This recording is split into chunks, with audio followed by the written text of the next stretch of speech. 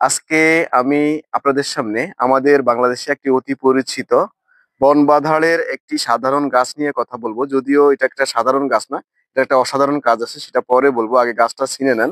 সেটা হলো এই যে পাতা। এটার বাংলা নাম হলো প্যাটারি, আর বৈজ্ঞানিক নাম হলো আবুটিলন ইন্ডিকান। এটা এই যে দেখুন, এখন এটার বীজ শুকিয়ে গেছে। এই শুকনো বীজের ভিতরে এই যে উপরে খোসা আছে, খোসার পরে এটার ভিতরে বীজ আছে।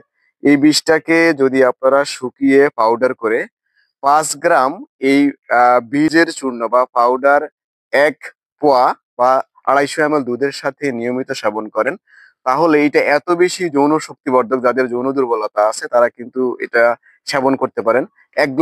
অবশ্যই রাতে শোয়ার আগে সেটা খাবেন।